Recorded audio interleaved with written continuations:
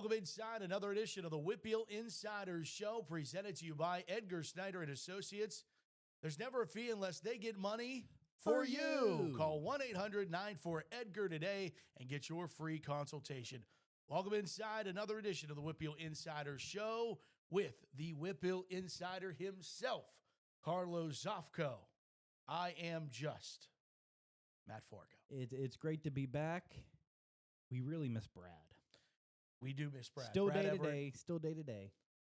Yeah, I would say doubtful. Yeah, point. doubtful right now. Doubtful. Hopefully next week. I don't know. I don't want to put him under the gun here. Well, and now we're signing like Coach Dues on week to week. Oh, hopefully next week. Isn't that what you said last week? But no, yeah, I think Brad's coming out in warm-ups, fully dressed, and I think our optimism of wanting Brad back, is playing a part into our injury report. Yeah, no doubt. No, heal up, Brad. Hopefully the knee is feeling a whole lot better and brand new and sparkly. Hopefully see you on that hoop court here shortly here. So yeah, and he did great the other week and a half ago at PPG Paints Arena. Yeah, great job. They didn't even need Adam Sandler to show No, up. no. They said, Brad, get out there, tell some Why jokes. is Adam sitting down? Well, it was a fun week of high school football. As I think we flipped this calendar to October, and the leaves begin to change and fall, and so do hopes. All of a sudden, we're dwindling Fridays right now. It is crazy. We have 3 weeks of the regular season. You left. snap your fingers, and here it is, man. And for us, I think we're now at the point in our careers where year to year really doesn't change. Obviously, the names change, the faces change in terms of who's between the white lines. But for us, we could always look forward to another season. Right. But for the guys that are in between those lines, this is it. Yeah. This is it. Jump into some headlines. What do you think? Yeah, let's do it. All right. How about just for kicks? How about Haran just for Zuricat? nukes? Yeah, I mean, North Korea and the United States, if you need a nuke, get to Fox Chapel. Haran Zuricat, 57-yard field goal. Woo. Unbelievable. 57 varieties. Honestly, Heinz NIL. They wear red? Come on. Yeah. This is right up their alley. WPIAL record. And shout out 22 The Point. It's pretty cool to do a WPIAL record, but then to get it on television. Yeah. Well done. Well done by Darren Zaslow. We had him on at the preseason show. He does a great job for Friday Night Rivals at the Point. So, he got the big clip, man. I just think that it's great, and especially when you're doing scheduling, that wasn't going to be a big game. No, and it turned into, it was on the damn McAfee show. Yeah. So, something, of course, we were there first, but who's counting these things? No, very cool that Haran not only breaks the record, but you get to see it on television. It gets all the YouTube and viral sensation that it deserves. Yeah. And he also deserves it because he's going to Georgia and he's the #1 kicker in the country. Yeah, how about that? And, seeing the clip probably would have been good from 60, 62. There was some meat on that bone. No doubt. And, this was brought up on our KDK radio postgame show. In high school, you are allowed to kick off of a tee on the ground. Sure. Gives you an extra 5 to 8 yards. It's pretty significant. So I asked the question, was he kicking off the tee? Absolutely. I got confirmation. He was not kicking off the tees. This is, that's a real deal Holyfield. Yeah, and I think, too, for someone who's going to Georgia, why set yourself up? Why play from the Reds when you know that you're going to have to go back? Well, my only thing there was if you're going to attempt a 57-yarder, sure. Better safe than sorry type of deal. But no, he doesn't like kicking off the tee. He likes. Yeah, you're not going to get one in the SEC. So no, might as well start exactly. So, congrats to him. Very cool, and also kind of cool to see a positive story about Fox Chapel. Yeah, that is needed. Needed one for Fox Chapel. Baldwin Shady said we got Fox Chapel off the list, so that's good. Just 2 more if we could get something. But it's almost winter play basketball season. It's almost winter play basketball season, thankfully. Another big headline: Freeport goes down. Freeport goes down. Yellow Jackets 6-0, no mo. How about the Highlands Golden Rams? My broadcast partner, Damon McDermott, who does the pregame show and halftime the last few weeks with Allie Cohen. Susie Cole's back this week. And nice. She would just ask her. And Damon specifically, he's a Highlands guy, and he was telling me all about how big this rivalry is between Highlands and Freeport, and he was really excited for his Golden Rams. Very cool. They did it in a walk-off way, a blocked extra point in overtime. I mean, when that's like Disney wrote that. Absolutely, yeah, Disney Mickey's wrote that. writing that thing. So very cool. So shout out to Coach Bonislavsky and in the Golden Rams. That was really good. You said that well. Thank you. I mean, I've been practicing normally it. those don't roll off your tongue. No. Well, they call him Coach Bones. So Coach I'm surprised Bones, you didn't say that. He's up to chops. You know, he played quarterback at UConn. Did he? Yeah, played quarterback at UConn. He's a Husky. He's a Husky. He's a Husky. And Husky with bones. I will do a little spoiler alert. We did give him the Coach of the Week award, and talking to one of their photographers, like, hey, do you have a picture of Coach Bones from the win? I mean, just gets sent like 10 different pictures of him celebrating with the team. I mean, it looked like a part. I mean, once again, it's a rivalry. It runs deep. So awesome for Highlands. Freeport, you go down. I mean, sometimes that's high school football, though. So, but that was really cool. Yeah, the Yellow Jackets get stung. Meanwhile, the Vikings keep rolling, and not the Vikings you're thinking of. We're talking about the Apollo Ridge Vikings, who take down Steel Valley and really make things interesting in 2A. Who had that on their bingo card? Nobody. I brought it up last week. You didn't have it. I did not say that they were going to win, but Okay. I did say, hey.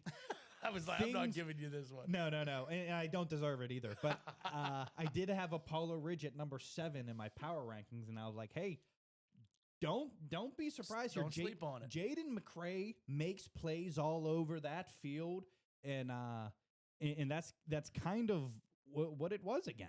What is going on in 2A? I mean, with that game happening, Olsh beats South Park, the defending WPIAL champ. South Park is taking a nosedive as of late. Other games that made things interesting in the classification, but I don't know that there's a clear-cut favorite right now. No, and 2A is a matchup league. So, every team has strengths and every team has weaknesses. And when you're a 2A roster, that comes with the territory. You don't just have a lot of kids. You're going to have to play freshmen and sophomores. Other games of note, Trinity takes down TJ. Not the first time. 2 years ago? Not the first time, upset. But Mr. Insider was kicking his feet up, relaxing on the island. Is that what you do? That's what I was doing. Oh my I was sipping my. Keep your hands down, please. Jeez, man. What is that? What are we looking at? Jeez. Mrs. Insider's like, oh my God, put your arms down, please, for all of us. And wear some deodorant. Soaking up the sun, Mr. Insider's feeling good. Okay, all right. You were on an island, but so was I. 2-0 in Island picks. Another big headline there, Matt. Yeah, how about the Newcastle Red Hurricanes? Nika High. The Canes. The Raising Canes, as Brad would say. Me and Brad. I mean, that was a big loss for us, taking Montour. I mean, that game wasn't necessarily close either. It's a good segue into our next segment, Hot and Not, because I'm going to go with Hot while we talk about Newcastle. I'm going with the Newcastle Red Hurricanes. How can you not? They are as impressive as a group. You play some teams early on in their season. Now, keeping in mind, they started 4-0 a year ago. Yeah. And then they lose to Aliquippa, and they lost to Montour. And they lost 4 straight on the back half of their season. Now they're winning those games, and they're doing it with Marino Graham at quarterback, just a freshman, the a young grader. Bucks, the young Bucks. And this was told to me. He's on pace to go 1,000 passing yards, 1,000 rushing yards. Only would be the second person in WPIAL history to do that. Who's the first, Mr. Matthew? Matthew Sig. Pretty good company to be in. No, that's not bad to start off your career. And you know what is also fun to me is, like, I think some people are like, we're never going to see an athlete like Matt Sig again. And then a couple years later, senior year, here comes somebody who's Not saying that Marina Graham's going to do everything that Matt Sick did, but it's just really cool for the league to see, right? Someone moving on and out eventually in Matt, and we transition to another, and then there's another Very story cool. about it. I think that's pretty cool. The last time, now it's real for Newcastle to get into the postseason. Their only loss is to Hopewell, and we were talking off air about the fact that I think we looked at that as a negative, but I think now you're just looking at a parity throughout 4A, 3A, and even into 5A. I mean, let's not get this twisted. 4A beat up 5A this year in the non-conference. No doubt. Badly. you know, I mean, they kicked them around a little bit. No, obviously. And Avonworth would like a word about what they did to 4A. Oh, yeah. But, yeah, I think the parity in the WPIAL is much closer than what I initially thought. I think, even Clarendon playing with Amani Christian, I don't think it's crazy to say Clarendon would beat a couple 4A teams, if not a couple 5A teams. Sure. So, I think that those classifications, it looks like a big jump. Maybe not as big as a jump as I initially thought. So, yeah, shout out to the Canes. Very nice. Yeah. The last time that they were co-section champions. Can I guess? Sure. 1987? No. Significantly earlier? Significantly earlier. You were not far off of the last time that they were outright. That was outright, maybe. Okay. It wasn't 87. Outright. It was 84 outright. Oh. So you were not far off there. Wow. But that wasn't the question I asked you. Was co. I would say 2016 Hooker and Stone. No. Earlier or later? Earlier. 04 maybe. 08. Wow. 08. So it's been so a we're in long territory here. Time. We're in different territory. But here. you know what the crazy thing is Newcastle's program has not had very great times over the last, decade and a half. But they're still third on the wins list. Yeah, it just goes to show you the lineage of that program. Right. But hold on here. If they beat Aliquippa and beat Montour, I mean, they only have West Day, Ambridge, and Blackhawk left. That you are correct. So, I mean, they're going to win this outright. Uh-huh. Well, one would yeah. assume, yeah. I mean, unless West Allegheny, I think West Day could. This week is essentially the conference championship for Newcastle. Wow. Keeping in mind, the Parkway last year was a 3-way tie for first. Yeah. Which was an awesome 3-way tie. Oh, yeah, a little bizarre. Yeah. A little bizarro world. Yeah. Man, yes. So we're in historical territory with Coach Mo and the Canes. Yeah, the Canes have 765 wins behind Aliquippa, who has 794, and Jeanette, who has 790. Yeah, Jeanette, I wanted to, not that I root for or against certain teams, but I kind of wanted Jeanette to tie it with Aliquippa this year. Yeah. So that, in my weirdo head, a dream scenario, week 0 matchup between Jeanette and Aliquippa just to see who will be the WPIAL wins leader. I think that would be cool. That would be really cool. Once again, this is just something I just concocted in my head, like a ridiculous storyline. Yeah, like KDKA Kickoff Classic, week 0, and they're playing each other to see who's the best in the WPIAL ever. Ever, yeah. I mean, it would be a funny storyline. That would be, it'd be an awesome storyline. I'm legitimately rooting for, not that I'm rooting against the Quips, but, maybe the Quips get knocked out in the first, second round of the playoffs. Jeanette goes on a nice little run. Or do they get in? People are asking. Oh, stop. 4A's tough. There's a chance that Parkway gets both wild cards. I would assume that they have very to, possible. I think. But we'll get into that a little bit later. Yeah, we're going to do a little pretenders versus contenders a little later. Because my hot... Who's your hot? We're staying in 4A. Okay. Chartiers Valley. Oh. Scorching. Cardiac Colts. The Cardiac Colts head coach Sean Spence making a statement in his first year. This is the second time that they, quote-unquote, tied it up. Or did they? Score a touchdown, extra point ties a 2-point conversion wins it. They go for 2, and they got 2 both times. They did it early in the year against West Allegheny in overtime. This time, they did it against Bell Vernon with 13 seconds to go. I want to give a major shout out to Mike Lawrence, 96-yard fumble recovery for a touchdown. Very nice. Pretty dang good. Julius Best, 4 receptions, 105 and a tutty. Pretty good yards per reception. And, of course, Miranda, 14 for 26, 222 yards, 4 touchdowns. So that's a heck of a night for Chartiers Valley as they're making statements throughout for it. Yeah, I mean, this hasn't been a Chartiers Valley squad and the success that they're having since Wayne Caper days. Yeah. Like hey, and Christian Kuntz days too. Christian was on those teams. Let's not forget that. Well, that's of course. You gotta friend of the program. Got to talk about the linemen. Yeah, and long snapper. Right. But yeah, it's a great time for the Colts right now, and I think it gets real interesting down the stretch for them with Trinity on the road this week. That is, I mean, this might be a playoff game at home, and then Ringgold. They almost you got to win 2 of 3. Yeah, not easy. But if you win all 3, you're sitting pretty. Yeah, I was gonna say you're sitting at a 2 seed. I think probably.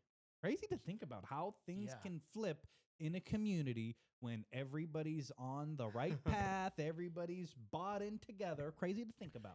And that's kind of funny because maybe I'm crazy, and you're from the area, so then maybe you know more than I do about this, but I would think the communities of Chartiers Valley and Baldwin are very similar. 100% very similar. Very, it's very all over the place. Yeah, I mean, you're pulling from all different demographics. Yes. I think a lot of the teams in the South Hills is kind of like that. The only teams that kind of aren't, it's like, the Peters, a little bit more a richer area, Peters Township, Upper St. Clair, sure, but it's not like, they don't have your average middle-class families either, sure. So, yeah, I think the South Hills in that regard is kind of like that. But no, that's Chartiers Valley, I mean, when I grew up, that's who we played against was Chartiers Valley, So, yeah, when you have a community all pointed in the right direction and the admin going, and I do want to say, Coach Fitzpatrick at Chartiers Valley did a great job of building this team. Sure. I certainly didn't agree with them letting him go last year, but as you can see, there was a reason. Yeah, and I'll give kudos to Zach Hayward, the athletic director. Zach. Yeah, I mean, and he knows what winning football's all about. Yes, he was coached under Joe Hamilton, one of the all-time greats of the WPIAL, and obviously gave up his head coaching job to be the AD. Right. Yeah. That was our headline story 3 years ago on the first showcase ever. When he left Blackhawk to go to Chartiers Valley. But, you credit administration for making hard decisions, and I think it almost opens up a book of sometimes you don't get to see the coach that was right before the success. Right. That was building the elementary school programs, the youth programs up into what ends up becoming that first successful turnaround program. Right. Those are kind of unsung heroes in the grand scheme absolutely. Of things. And I think the success of CV and is not to say Coach Spence hasn't done a great job. I think it was just a nice mix of everything coming together. And, sometimes the admin has to make a tough choice. I mean, there was legitimately like hundreds of people there banging the table for Coach Fitzpatrick to keep his job last year. So, I mean, sometimes it's a tough decision, but credit to the AD, Zach Hayward. And sometimes knocked it out too, of the park. It's not bad coaching. It's bad timing. It's bad placement. Right. It's bad situation. Right. Just because TJ Plack is a perfect example of, he getting a very young at South Fayette, has some success, some moderate signs of success, ends up getting let go. Joe grows Rossi, a little bit. Yeah. Joe Rossi enters, has all that success. And then, here's TJ Plack a decade later. Dominating. Like, things worked out pretty well. You're right. I mean, timing is one, fate is one fickle thing. And it is. There it is. Well, we talked about this already a little bit. We should really talk about what our hots and naughts are at some point. My knot is teams who play Chartiers Valley in close games because they played a lot of them. And you mentioned the 2 specific ones in overtime with the 2-point conversion success. But just an added shout out to the Chartiers Valley Colts on what they were able to do because they've had some close football games throughout this They've season. had close ones, and that builds you for the postseason. I wouldn't want to play CV in the postseason. No. Their only loss is to South Fayette. Yeah. Yeah, who's doing pretty well in 5A. How were they with the showcase? You know, Some idiot said USC scored 50 straight. That was not true. That was not true. Yeah, I was like, why did you tweet that? I completely misread it. Yeah, and then I saw the text and I was like, I know what happened. He didn't read. Thanks, Pittsburgh Central Catholic and Duquesne. I think from a scoring perspective, that game was not indicative to what the score was. South Fayette had a touchdown on the first play from scrimmage dropped.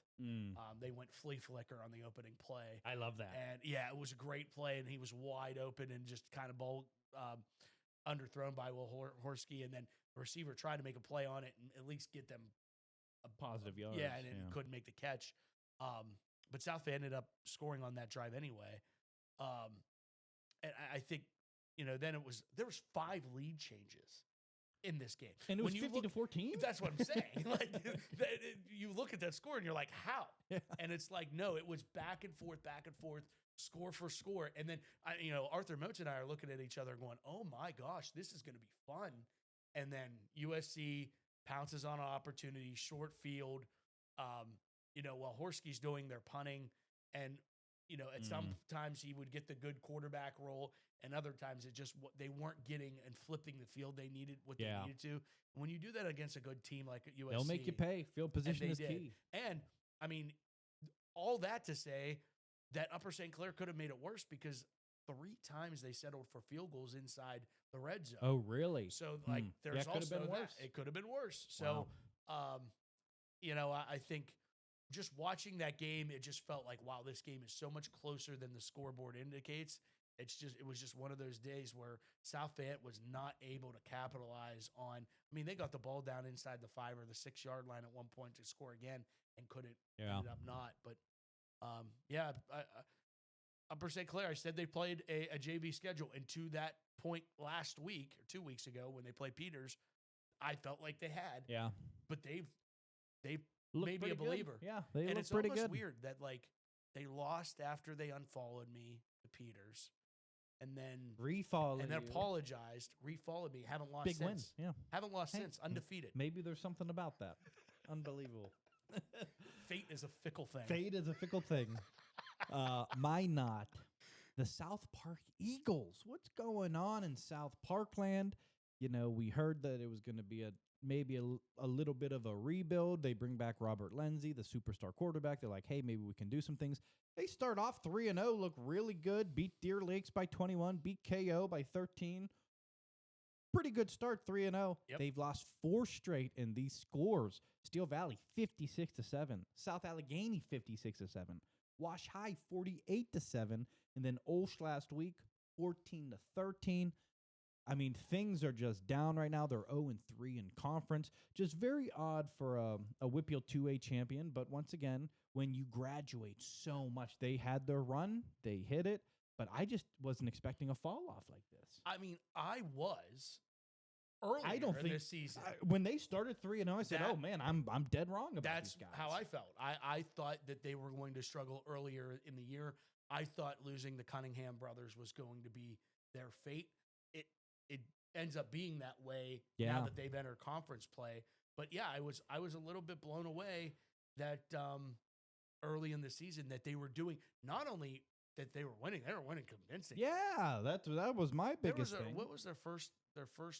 Their first game was East Allegheny. They win by 10. The Deer Lakes game threw me for a loop because they had lost that last year. Correct. Then they win by 21 this year. So that was the game that I was like, what? Yeah, that made me. I mean, I put them back atop my 2A power rankings. I said, oh no, South Park's still the team. Yep. They do have Ligonier Valley this week, so hopefully they get back on schedule. And then a very interesting one against the Vikings from Apollo Ridge. So that should be interesting. I hear they go to Shadyside. South Park's asking for mercy. For the travel department to travel out to Ligonier Valley. Yeah, that's a haul. That's a hike. That is a hike. That is a hike. But yeah, the Eagles, unfortunately, they are my nod. I do love Coach Abby in that program, love what he does, but yeah, falling on a little bit of tough times in the last month. All right. You want to take a break? Yeah, let's take a break. When we come back, some WIPY Awards, and we'll also, on the back half of this break, we'll actually hand out our Player of the Week and Coach of the Week awards with our friend from Black Bear Fundraising and Vertical Raise. Tom Poljak back in studio. It's going to be another good one. Oh, I can't wait, and I can't wait to get my break and go get my Buffalo Wild Wings. Or my Big Shot Bob wings, maybe. More WPIAL Insider Show right after this. Okay, we're going to break.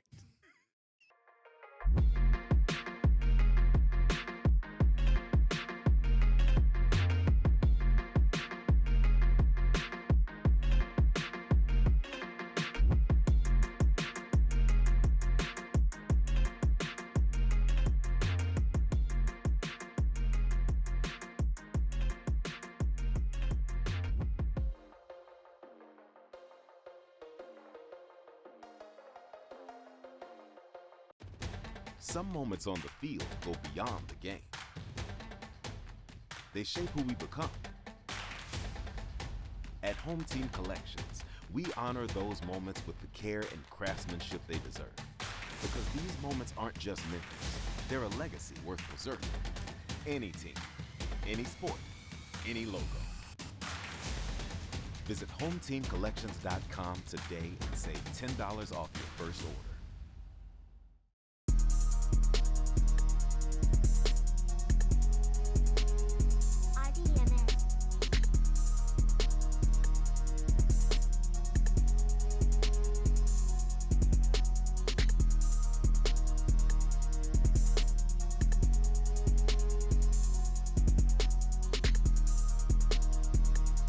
Your life on the field, in the gym, or on the court. You know what it means to be part of a team, to push for a goal, and to chase a win. What if you could take that same drive and turn it into a high-paying career? BMAC Logistics is looking for people just like you for their Beaver and North Shore Pittsburgh office locations. BMAC is a top 100 freight brokerage in the U.S., and they know what the best athletes make to make the best sales professionals. Why? Because you're already wired for success. You're competitive, you know how to work with a team, and you're not afraid of rolling up your sleeves and putting in that hard work to get the ultimate reward. At BMAC Logistics, you'll join a high-energy team as an inside sales representative. It doesn't matter if you're fresh out of high school, college, or already have some experience. BMAC Logistics will give you the training and the support you need to succeed. If you have that natural hunger to win, you could be earning a six-figure salary within the first 15 to 18 months. Ready to take your competitive spirit to the next game, to the next rewarding career? Join the swarm at BMAC Logistics and apply today. Thanks for BMAC Logistics for sponsoring the WPIAL Insider Show. Back inside the WPIAL Insider Show, presented by Home Team Collections and Edgar Snyder and Associates. We're with our good friend and reoccurring guest, Tom Poljak. Tom, welcome back to the show, my friend. Another exciting week. A monster week for a couple of monster performances. It's just not letting up. It's not letting up. This week was probably my favorite week yet for Player of the Week and Coach of the Week. Coach of the Week, there were a lot of good people to choose from, a lot of good coaches to choose from. You guys could have went in many different directions. Many different directions. I love the direction we went in, though, which we will get to in a little bit. In Player of the Week, I mean, there were some big touchdown numbers, some big tackles for loss and sacks, but the specialists take the cake this week. Fox Chapel kicker Haran Zuricat with our Black Bear Fundraising and Vertical Raise Pittsburgh Player of the Week. Look at that beautiful frame picture. Haran, congratulations to you. A 57-yard field goal for the Fox Chapel Foxes. How about that, Tom? And that's what you call a new WPIAL record. A new record, broke the record by 2 yards. And let me tell you this, Tom, we can cut to the video in a second here. That would have been good from 60, 65. I mean, he nuked that kick. Well, I have a question for you. What's that? Is Rocco going to beat it this week? That's an excellent question. The previous record holder, there were two, correct? Rocco at Hopewell and East Allegheny's Josh Miller had a 55-yard field goal in a game, and Haran just nuked them both. It's unbelievable. I mean, normally you're not talking about a special teams player or a kicker or punters or anything. That's all you're hearing about right now because, I mean, it's just incredible. And Josh Miller, the teacher now, I found it was pretty cool. I did a little research on him. He's, I guess he was a big soccer player, and they asked him to kick, and he started kicking, and now he's back coaching soccer, and he's still in soccer, right? And he coaches the bowling team too. So there you go. Well, jack of all trades there. Now Haran is going to Georgia to kick. That's pretty good, right? Kirby Smart. I mean, he's got to be loving this kid. You don't see Alabama and Georgia and Tennessee, a lot of these teams from the SEC, you don't see them creep into this area too often. And when they do, they find a gem. And a lot are projecting him to be the #1 kicker right now in the nation, right here in our own backyard. Now, Tom, you're an Alabama guy. You can't be super happy with his decision here, right? Well, I'm guessing Alabama's got someone. Well, Alabama took a North Allegheny kid 2 years ago. So, I mean, it's amazing how many players from Western Pennsylvania are going down to SEC country. And I'm legit because my daughter went to Alabama. I tell this story, the 4 years when my daughter was going to Alabama, they went to the championship all 4 years, and they won 2 of them. Oh, that's awesome. And I told her, I said, that is the greatest 4 years of college. The things I would do for Duquesne to win a basketball national championship, just in my lifetime, not even when I was there, just in my lifetime, it's a lot. And I'll tell you another fun story about Alabama. So she was going to Alabama and had no interest in joining a sorority. Well, after year 1 of being there, she realized that if you weren't in a sorority, you really weren't considered a human being. So that's the whole South. So she gets into a sorority. She asked us if she could. We said, sure, go ahead. So she gets into the smart sorority. Mm-hmm. So the stadium, Bryant-Denny Stadium's maybe 30 yards from her front door. Oh, can't beat it. So what had happened, when they would open up the gates, the fraternities and the sororities could run in and get whatever seats they wanted. Well, they decided to change that the first year she was in the sorority, and they went by grade point average. Oh, so she was front row. Every home game, I saw my daughter on TV in the front row. Amazing. So, and I'm sure they had a lot of national televised games down there as well. Absolutely. All of them. So now you also want to shine some light on the snapper and the holder as well for Haran. Absolutely. You know, it takes a team, obviously. And the holder, Nathan Johnson, and the long snapper, Steven Lubinsky. Congratulations to you two guys, too, because obviously you guys are practicing and perfecting your art. And there it is. When you got a kicker like that, it's the timing, it's everything, it's making it work. And if he's getting bad snaps, if he's getting a bad hold, that's no record. So congratulations to the 3 of you, the O-line, everyone involved. I mean, that's just tremendous, and it's fantastic. It happened in WPIAL. Yep, and now you have a point of emphasis for the rest of your life. Like, hey, I was the long snapper, I was the right guard, I was wherever. When the WPIAL record for longest field goal hit, I mean, it's going to go down in history. It's incredible. Well, he might break it this year. Who knows? Unless Rocco has something to say. Yeah, Rocco, you're on the clock now. Rocco's on the clock. So let's cut to Haran's 57-yard field goal right here. Haran Zurikat, the #1 kicker in the nation, a Georgia commit from 57. Oh, that has the leg. WIPY record for Haran Zurikat. That had room to go another 10. Holy mackerel. Just an incredible kick, incredible kid. Shout out to 22 The Point for giving us the footage there. But, I mean, he nuked that thing, Tom. He did.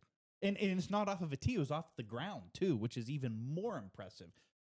So when you hear talk of someone being the #1 player in the position in the whole country, is it hype? Is it not? watching that. Yeah. There's no hype there. No. That's for real. That's Kirby for real. saw. I guarantee you, Kirby's coaches were texting him that video. Oh yeah. And he's good old Kirby Smart's got a smile on his face. Oh yeah. For sure. Now speaking of coaches, our Black Bear Fundraising Vertical Raise Pittsburgh Coach of the Week, Matt Bonizlowski from the Highlands Golden Rams head coach. Coach Bones, they call him. Coach Bones. This is an awesome moment. Highlands is always in the realm in 3A. You know, they're on a 2-game win streak. They lose to Amani 27-7. They always give Amani problems, but they really can't get over the hump. They were looking for a big signature win. They beat Deer Lakes, and then this week they go to Freeport. Freeport's 6-0, undefeated, you know, the Cinderella of Western Pennsylvania, and they knock them off in overtime off of a blocked extra point, which we have video of that as well. Just incredible way to win it there, Tom. 6-0, 3-0 in the conference, and I mean, what? That's just incredible. Incredible, and you know they knock them down one. Highlands now 4-3, 3-1 in the conference.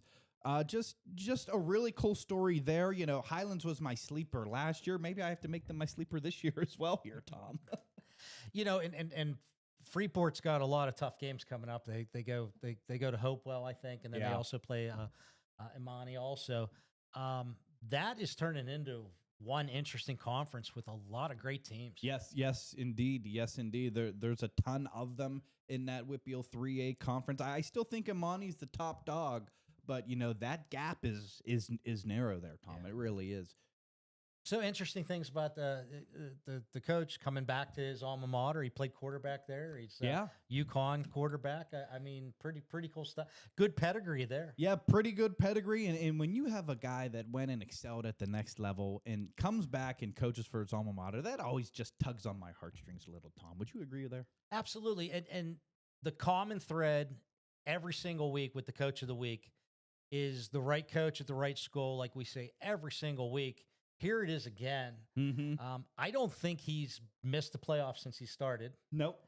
And they're making a run at it again, and they just really playing some good solid ball. They really are, and they have one of my favorite prospects in the WPIAL. I think he's a diamond in the rough here, Jamar Wright. I mean, he can kind of do it all. Highlands always has some guys that can do some cool things, and they also have another Kratzenberger. I heard he was close to winning player of the week. He had like 200 yards, a tackle for loss, a sack, did all sorts of things. Only a sophomore. His brother Alan Kratzenberger from the early WPIAL Insider days, like 2013, who played for Fox Chapel. So very cool. Jamar's a track star also. I mean, he can leap. I mean, just a great receiver. Yeah, great receiver, great team. I'm looking forward to seeing the Golden Rams in the playoffs. What do you think? Quarterback's no slouch either. Well, you have any info on him? No, he's just a great player. I mean, they really are. He's a senior. They got good leadership. Yep, Jamarcus Prager, and he's they can sling it around. I mean, these guys are deadly. So I'm very happy, and congratulations to Coach Matt Bonizlowski, Coach Bones.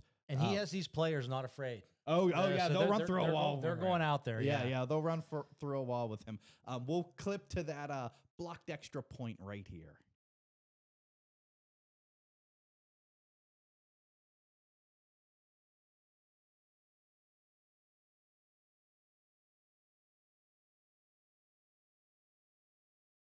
And that did it right there. That was the final play of the game for Highlands, the blocked extra point to win it. Now there were a lot of deserving coaches here this week, Tom. Now, you're buddies with one of them. It was very close. Coach Dan Canals at Trinity. You guys know I don't get a vote because I would have voted for Danny. Danny, I would have voted for you, buddy.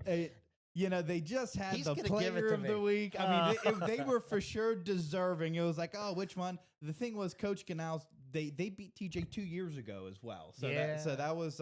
Wait, this is the player of the week. So here we go. This week, Danny, I didn't have a vote, buddy, but you know, TJ's having a weird year. It is some strange injuries, strange things happening.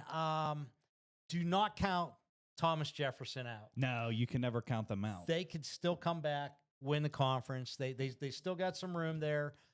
Reminds me of a couple years ago where they started off pretty kind of bad and took a run at it. I think Bill Chirpek's gonna get that ship straightened out. Yeah, and through 4A, I mean, there's been a new number one the last 4 weeks there. Nobody is really taking control of that top spot, and when they have, they ended up losing. But I'll tell you this: those Trinity Hillers, this might be the year. Everything's kind of lining up their way. I mean, they started out rough, but may have just righted the ship there. Yeah, and if you look at that game, 4th and 4, they punted rather than going for it. You could play Monday morning quarterback all you want. Anyone that questions or doubts Bill Chirpek, I mean, you can't. It's crazy. You can't. I mean, legendary, one of the true legends in football. He punted, thought his defense was going to hold. I mean, what are you going to do? Three interceptions. Yeah. I mean, that's tough. Yeah, that's it's hard high school ball. Yeah, I mean, it happens, but no, I'm certainly not counting out Thomas Jefferson or Bill Chirpek. I counted them out last year, and then look how it was the WIPY outsider last year. So, so for Tom Poljak and Vinny DeViva, Black Bear Fundraising and Vertical Raise Pittsburgh, thanks again for tuning in. We're looking forward to seeing you guys back next week.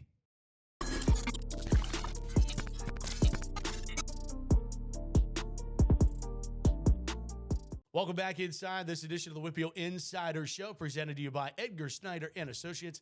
Thanks to Tom Poljak and Black Bear Fundraising and Vertical Raise for helping us crown another player and Coach of the Week. And Coach Bones, I mean, going through those pictures to find a picture to be framed, it was just so cool just to see him celebrating with his team and community. That is what makes high school sports so great. Yeah, really cool what Tom is doing and saluting the best of the week. And actually showing up at the school and giving them something concrete. It's awesome, and he shows up in studio every single week. We have a great segment. Yeah, I mean, this is one of the, I wasn't exactly sure. It was actually Tom's idea, and I said, yeah, let's give it a whirl. And I think it's been a home run here. So that's a pretty good golf podcast from what I hear, too. Yeah, very good golf. He has a golf magazine.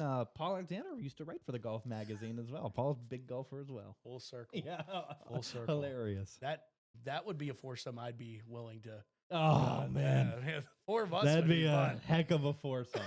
Those two are really good. Us two, we'd be in the same cart golf. Yeah. Cart golf. Oh, boy. All right. WIPY time. Like in my head, I had like a theme song playing now, where like there'd be an animation. Whip it and whip it good. Whippy, whippy. What's that new TikTok dance? This thing? Whippy. Nah, I don't know. And I'm also clicking with me that there's other variations of whippy. Oh yeah. It's kind of along the lines of Best Beaver. Yes. No one's pointed that out to this point. Unbelievable. Yep, here we are. All right. No.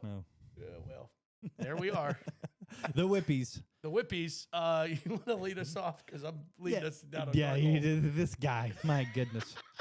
We're going to send him back to Big Shot Bob's for some more I wings. need to go to Miners, back to the Miners rehab assignment. We're sending him to Champ Sports Bar down 51. I thought Champ Sports Network. I thought you were going to pull that one out. That too. Yeah, right. My WIPY Award. The Freshman Phenom Award. And there's 3. Archie Collins Jr., Montour, do-it-all guy. I don't even know what to call him. Running back or receiver. He does both of them. Scores a lot. He was on the field.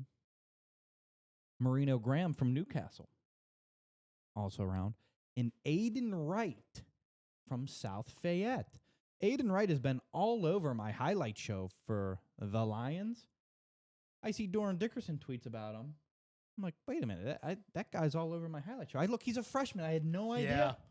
Yeah, and he's legit. Now, he is really good. I thought Doran went a little far. What did he say? Best? He said he's going to be the best player in the WPIAL in 2 years or something. It's going to be close. I mean, there's going to be a lot of good players. Well, that's the thing. Is he going to win the WIPY for Freshman Phenom?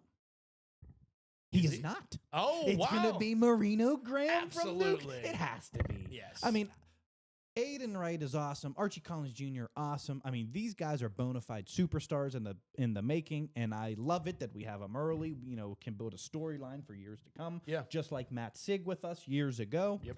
But Marino Graham, what he is doing has only been done one other time by our good friend Matt Sig at Fort Cherry. Yes. So very excited to see how Marino does. And this is almost lining up just like Matt Sig, where, Fort Cherry was kind of down and out a little bit. Remember, people forget this. They were on a 22-game WPIAL losing streak a couple years prior before Matt getting there. They weren't great. And all of a sudden, Marino Graham comes in Newcastle, and it kind of has that same feel. Could clinch the conference for the first time in almost 40 years. Now, I know Fort Cherry wasn't at 40 years, but I think it's there's a similar. There's a very similar path. track. So I'm giving it to Marino Graham of the Newcastle Hurricanes. Don Rebel of the Trib Live High School Sports Network had a really good interview with Marino this week. He was their player of the week, I believe. Dad, huge Dolphins fan. Really? Reason why he is Marino Graham. Come on. He's named after Dan Marino. Come on. Too good. That's awesome. He wears 13. He does wear 13. Dan Marino. I was like, that's incredible. I love him even more because That's of that. incredible. Yeah. Pretty cool. Very cool. Wow. You just blew my mind. Yeah, it was go watch the interview because it was really good. And good young man that Marino is, and we're going to be talking to him and about him For a long time. Yeah. My WIPY is the Never Back Down Award. And it goes to the Quaker Valley football team. Yeah, nice. Quaker Valley takes 15 players to number 1 Avonworth on Friday. That's it. 15 players. They lost the game 40-19. They still scored 19 stuck points around. against that. They made it more respectable than some of the other perennial powers did. Yeah, they did. And I'm going to shout out Ben McHenry. How about this kid? 281 all-purpose yards, 101-yard pick six, touchdown catch, a blocked point after touchdown. He also plays hockey. They had a 5-0 win over Montour on Thursday before the game. Come on. He has a goal and assist in the game. Well, some teams can't play offense, defense, and special teams. This guy's playing 2 sports at once. Right. Two physical sports at He's once. skating circles around them, literally. This was the one. This was Ben after week 0, week 1. Brad had that incredible stat line. Yes. He scored a million different ways, had all these different yards. So. Ben 15 strong. Yeah. Wow. Ben sent us a tweet after the game, and I just had to give them a shout out because that is what it is all about, in my opinion. That's what we were saying last week about when your back's against the wall. What are you going to do? What are you going to do? You're going to go ask back for mercy or double down and try to figure it out and find a way because, the great thing is like everybody, and especially being from this city specifically, is Pittsburgh loves an underdog story. Quaker Valley was exactly that when they won the state championship, beat Aliquippa 2-0. Yeah. And went on to win a state championship with the public address announcer, Jerry Vecchio, at head coach. But incredible. Yeah. I mean, I just think that's very cool. And shout out to Quaker Valley for the Never Back Down Award. Yeah. Good award. I like that. And, this just, sometimes you hit adversity, and it's good to see that there are still some WPIAL teams that will go down swinging. So. 15's insane. 15. I was unaware of that. That's really cool. Very cool. That's really cool. All right, time now for some pretenders versus contenders. We only have 3 weeks of the WPIAL regular season left to go, and that means that we, right now, are going to determine who gets in. We don't even need to play the next 3 weeks. It's right now down to Carlo and I. If you get your ticket punched, I don't even know why you'd play the games anymore. Well, let's do a caveat. Let's say, can this team make a semifinal? Can you make a run? Can't. So that is the contender portion. Yes. A contender for a championship, essentially. Yeah. And pretender being they might get in first round exit. Okay. Not up the chops. All right. I like that. Do you want to start with Fort Cherry? Come on. I'm not sure about the Rangers. Get out of here. Get out of here. Yeah. The Texas Rangers. Maybe them, but not the Fort Cherry Rangers. Head coach Tanner Gary maybe did my favorite thing of a high school football coach of all time last week. we've been Oh, that's a little okay. This was Of incredible. all time? Of all time. Okay. This was incredible. I've been poking him all year long. Hey, I think he's going to be running a halfback pass so that he keeps his record so Matt Sig doesn't pass his all-time yardage and touchdowns at Fort Cherry.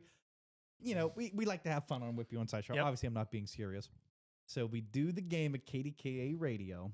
I'm on the sidelines, and I'm watching the game, and they do a halfback pass for a touchdown. I was like, oh, pretty cool. Evan Silva throws it up there, touchdown. Coach Gary says, Carlo, that was for you in the podcast. I lost it. I mean, absolutely. I mean, That's just fantastic. well played and so well timed too against Cornell. Because Cornell, by the way, in that game, No doubt. Fort Cherry went up 28-0 early. I thought it was going to be off to the races. And Cornell, that was another one. Never backing down, Yep. never giving up, went out swinging. But, just well timed, well played. And then he said, halfback pass owed to the pod. It was just perfect. It was hilarious. So, that did make my night.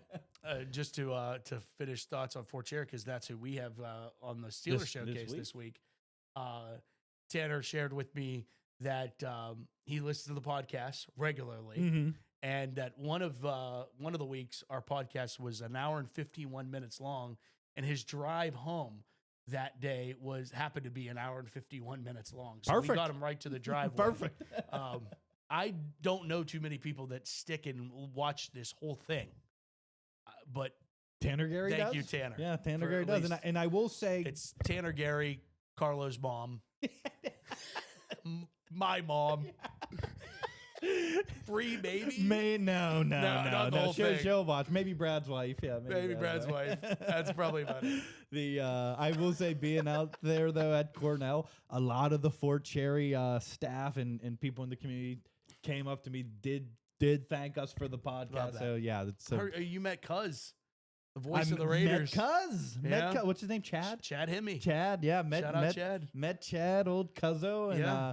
I said, "Oh yeah, Matt was talking about your Snapchat with Yeah. Burgettstown Yep. or Cornell versus Burgettstown Yep. that week." So, yeah, I did meet Cuz. It Good. was a great job, great voice. Yes. Yep. Yeah, it runs in the family. Runs in the family. Yeah, you guys got some vocal cord something. I don't know. Water there in the 15108 Yeah, helps us out. All right, so Fort Cherry yeah. I'd say they're contenders. Contenders. Yeah, contenders.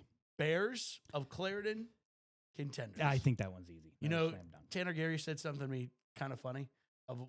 We've been talking about Matt Sig not really being able to throw, Mhm. and he's like, "Isn't it kind of funny that last year in the championship, Clarendon didn't have a quarterback that could throw, Yeah, and now this year, and I do Would- want to give a shout out to Jeff Thompson at Clarendon, lighting it up. yeah, he Uh, could throw. He can throw this year. he can throw. Yeah. If we get to this rematch, not saying we're putting it in ink. If we get to this rematch, it's gonna be fun. It's gonna be fun because Yeah. that's gonna be a crazy X factor there. Well, it's funny because the next one is Bishop Canavan, and I'm going TBD. I'll let you know after Friday. I have been disrespecting Bishop Canavan this year. I thought they lost a lot. They lost their head coach Rich Johnson. Obviously, they get Rod Steele. So obviously two Yes. great Western Pennsylvania coaches. But, I think that is different. Rod Steele getting there in the summer, having to put in his offense immediately. Sure. I thought there would be some growing pains. I think there was a little bit, but I'm going to say that they're contenders here. I think this Bishop Canavan team can do a lot of things. This Meonte Mott, Brody Wagner being eligible, that is the key to the whole No thing doubt. here. No doubt. So Kid can sling it. I'm very interested to see how your game goes. That's where I'm at because I'm still not totally convinced that it's Fort Cherry, Clarendon, and everybody else. Yeah. I'm not fully convinced. But you think they go to the semifinal? well, by on the fact that there needs to be 4 teams. Yeah. You're right. You're right. But yeah, I think that's where I'm. This game for me, Canavan doesn't even need to win this game. They just need to be in the game. Keeping in mind that Fort Cherry, the first game all year that they had the starters in the second half, Cornell last week. Yeah. So Cornell for me, they can do what they did last year. Remember, they gave Fort Cherry all they could handle in the playoffs last year. Oh yeah, and Tanner Gary brought up, I guess some people last year was Cornell a 10 seed, I think, or a 9 seed. Something like that. And they were 9 seed 9 because they seed. got Yep. Fort Cherry in the second round. Yep. And Tanner said, people are like, oh, we already beat Cornell. That's good. And he's like, actually, I'm not really looking forward to seeing them again. I was hoping they were going to be over with the Bears. So, yeah, Cornell, I mean, that team, I will say. And Dawson does a really nice job. He does an unbelievable job. Did you know that half of their roster is Nazareth Prep kids? I sure did. I wasn't aware it was like legitimately 50-50. It might even be over that. Oh, really? Yeah. Yeah, he said there would not be a Cornell Raiders team No. if not for this guy. No, and like I think 2 years ago it was like 60% Really? Nas Press kids. Yes. I was unaware of that, but, they're. There was a contingent of people calling them the Nas Press Raiders. Oh, really? Yeah, at that point. Oh, yeah, jeez. yeah. Jeez. And those people might have been from Olsh, but unconfirmed. Unconfirmed. But I will say, if their line, comes together just a little bit more, not to say that they're undersized because it is a 1A team, but, that I think is where Fort Cherry had the advantage because the athletes, I don't want to say it was dead even because I would give Fort Cherry the advantage there, but boy, they were making some plays. Sure. They were certainly making some plays. So Let's rattle off a couple of these. Just your opinion. Jefferson Morgan. I'm actually going to say contender here more than the next couple we're going to go to. Those twins on the offensive line in Deacon DeHoot, I think that separates them. I'm going to say contender. I think Jefferson Morgan gets to the semifinals. I really do. Pretender. You're going. It's a Tri-County South team. I'm Odds are probably. Yeah, contender. I'm going to play the odds, and yeah. I nothing against Jefferson Morgan. I want them to prove me wrong because I love rooting for the Tri-County South to prove me wrong one of these years. But until they do, Yeah. I just don't think the conference is that strong. Right. And then you get, I mean, to me, like, are you saying that they could beat a Bishop Canevin? I mean, I know. I don't know. That one's hard for me. I think that they could beat a Bishop Canevin. These two twins, the Heath twins on the offensive line, I mean, they're big and they play both sides of the ball. So, you get a nice set of twins in 1A. Sure. You get all of a sudden you get 4 check boxes on offensive and defensive line. No doubt. I think Jefferson Morgan, it could be fun. I wish who was their quarterback last name? Gooseman or Guessman? Yeah. If they had him one more year. Oh boy. Oh boy. Look at. But they don't. Nope. Lowell Spartans. Laurel, I'm going to go pretender here, even though earlier in the year I said they were on Fort Cherry and Clarendon's level. I don't think they're there yet, but I'll tell you why they're a pretender in about 45 seconds. Okay, I agree with you. I think pretender. I think they just don't have enough. I think they can. I think they can maybe get a win in the postseason. I think it can get a win. I think there's some other teams, even teams that we're about to mention. Yes, Leechburg. I think they're a contender. This goes back to Mr. Insider. Just don't be an idiot. This is the biggest offensive line in 1A. Yeah. Tim Andrassi is a problem. Yes. They are a contender. I mean, this is like the Jeanette thing. We're like, oh, Jeanette really struggles with big offensive lines. Yeah. I'm going to go Jeanette anyway. Yep. And then Leechburg blows them out. Leechburg can sneak up on some teams. And that's why I think Laurel is a contender. I would take Leechburg over Laurel. I would agree with that. That's actually some really good line play, though, because Laurel's got Laurel's got some guys, too. 1A is much funner than 2, 3, and 4A, I think. It's much funner, it is. What about Cal? Contender, really? Yes. I'm going pretender here. I liked what they did against Cornell, and then Cornell shows me that they can stay with Fort Cherry. That's enough for me to say that they could get into the semifinals. I think I maybe had Cal too high preseason. Sure. Noah Lehue on the offensive line is awesome. Landon Abercrombie, awesome. I was like kind of banking on those two, riding them home. I don't love what they've been doing on the schedule right now. Wins and losses. I thought that they'd be undefeated right now. Sure. They're not, so that's why I'm going contender there. No, you're going pretender. Or I'm sorry, I'm going pretender there. Yep, read the prompter. But I'm going contender for Neshannock. I like Anthony Aiken. I like Jackson Mazzacchio. They seem to be figuring it out, right? I've been pounding this drum for a while. They only have one loss, and they continue to get better every week. I think that they beat Laurel. I think they win the conference, and I think that they can go to the semis, if not the finals. That backfield duo is dynamic. Yes, agreed. And now somehow there's like 8 teams in the semis for us between the two of us. Well, we're saying Yeah, right, they right, can get right. it. Yeah. But what about Southside? No. Wait, did you say contender? Yes, Michiana contender, Okay. What about Southside? pretender. I unfortunately say pretender as well. And who's that running back they have? AC Corfield. He's been around, I feel like, for 40 years. Yeah, I mean, Luke Travelpiece is like just getting these guys that show up their freshman year and then they're dominating for 4 years. You know, it's not so long ago. Southside always in the finals. No. You know, I think saying that they're a pretender this year is kind of a big deal. Sure. Because they've been contenders. Yes, and been in the conversation and been in championship games. But yeah, I think kind of a similar thing of Laurel. I don't know if they have enough, and I'd actually agree with at number 10. I don't think Riverview has enough. No, Riverview doesn't have enough though. But them beating Greensburg Central, I'm Ashley Lyotis. Where did she take? No, Riverview? that was Riverside. Riverside next class. No, thanks. Greensburg Central, a little bit disappointed with them this year.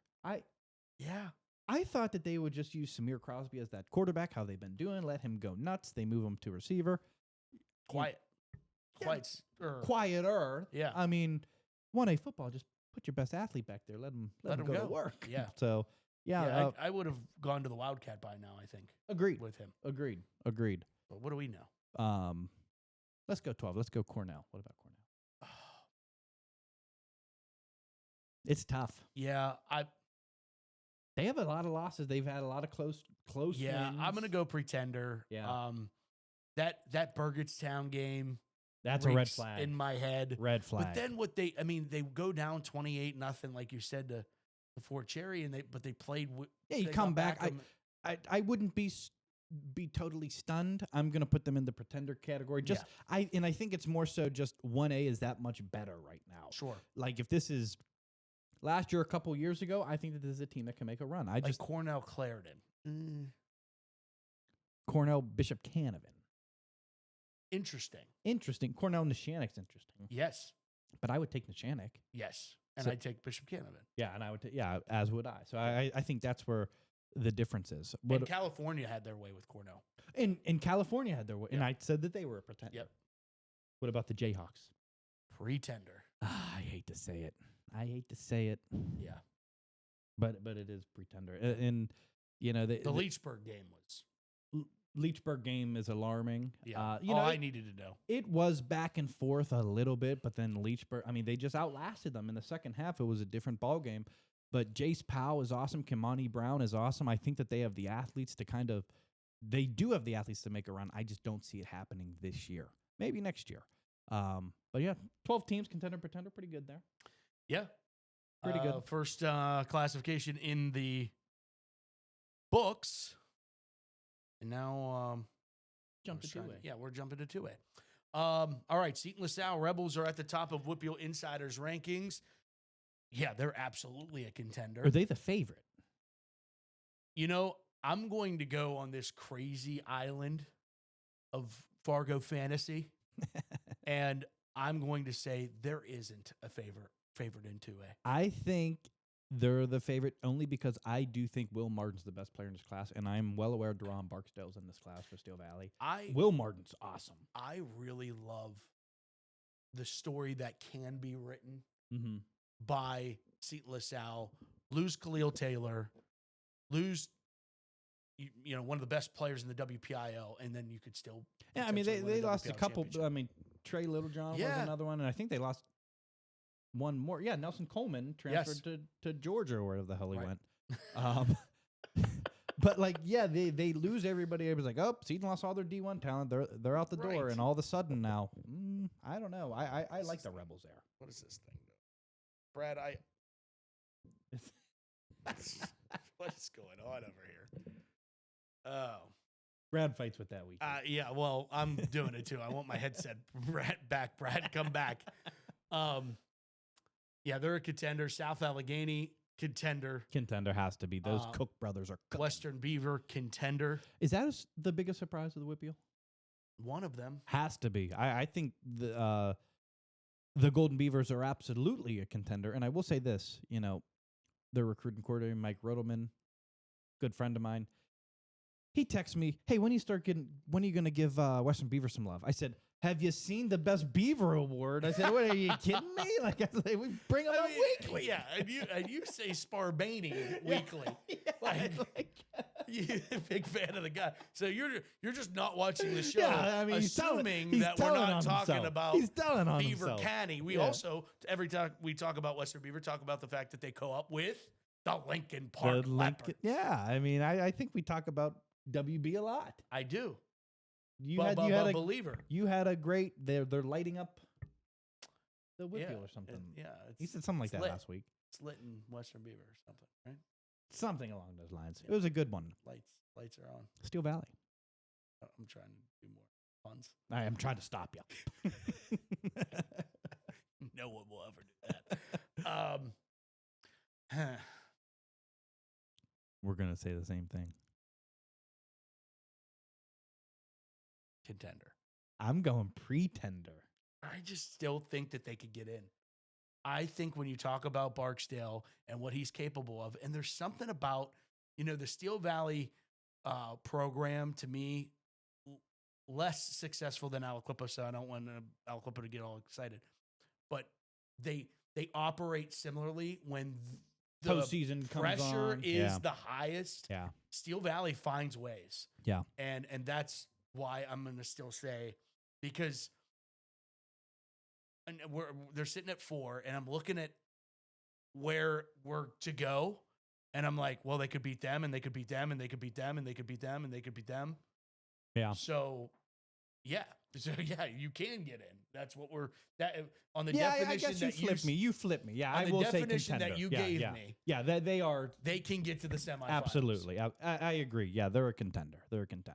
I agree. You're correct. Welcome. What about Wash High? Welcome to the home of Charlie Batch.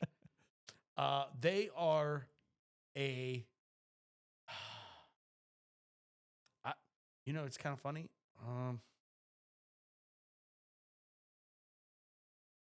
They've been lighting up the scoreboard. I know, but against who? They just took out KO like I've never seen.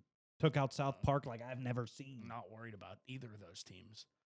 But in the playoffs, that's who they're going up against. Teams like that. Yeah, and I really like that Steel Valley Wash High for the Steel Valley Seton LaSalle. Yeah. Last game of the year. Mm-hmm. Oh. No. That's Seton LaSalle Wash High. Yeah, that's what I said.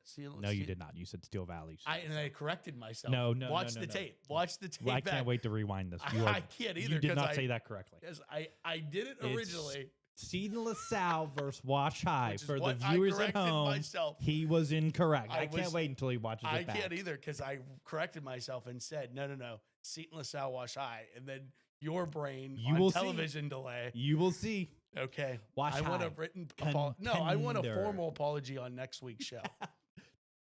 Okay. What a sucker. Another pick lost. That game's going to be good. Yeah, that Seton LaSalle Wash High game. Yeah, that will be good. I can't decide. Contender. Sure. I'm going to say contender as well. What about Apollo Ridge? Well, after what they just did to Steel Valley, if Steel Valley is a contender, they got to be a contender. Jaden McRae making people go crazy. Give me Apollo Ridge. Contender. New Brighton. I thought that was an awesome win versus Elwood City.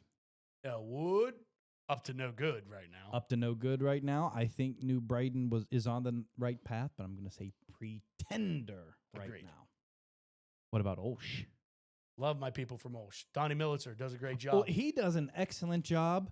I think that the program trajectory is perfect. I would say last year, even though they were an 8 seed, they were a deadly 8 seed. Yeah, and I still think they're searching for the quarterback. That's my big thing. That's they had Van Cavels losing Van last year, or now into this year, hurts them. Great win against South Park, but I think we're realizing South Park isn't what they normally up to snuff. Who they thought they were. Give me pretender. And contender or pretender, and they're another program like Cornell that would not be around if it wasn't for their co-op. For co-ops, yeah. And they have a JV schedule now. Propel. Yeah, Montour Propel. They have a JV schedule now, Yeah, which is they really got cool. like 50 some on the roster. Yeah. Send a couple of those kids in other schools. Elwood City?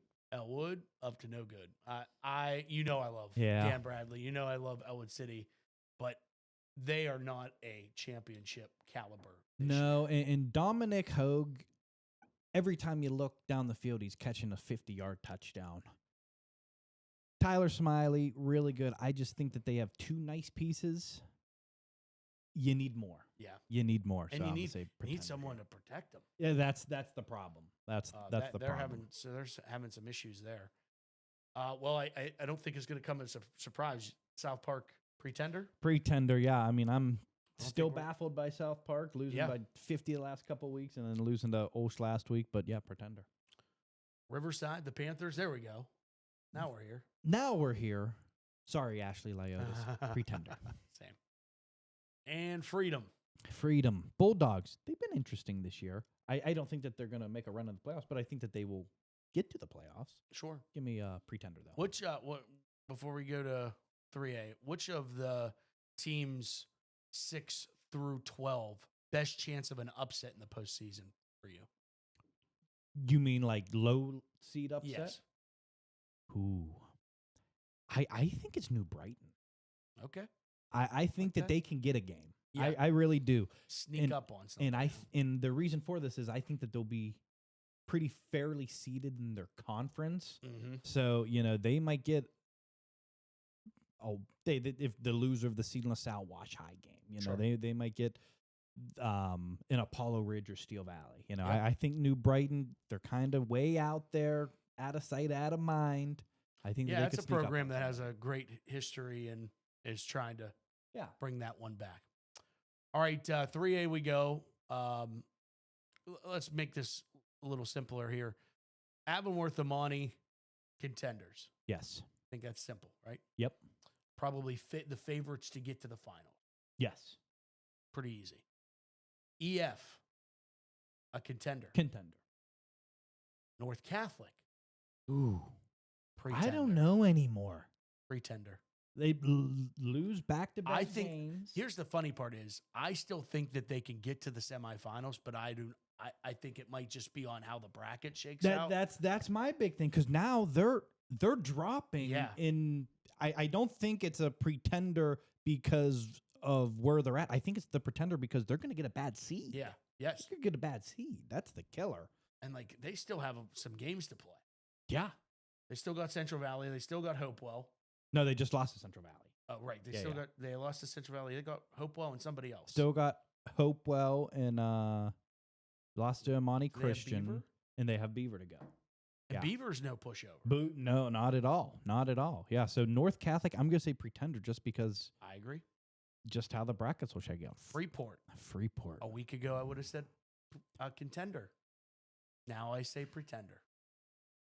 This one's tough. I'm going to still say contender. Heated rivalries. Sometimes a rival can sneak up on you. They were 6-0. I've been beating the Freeport drum all year. I'm not going to stop now. I'm going to say contender. I think that they can get there.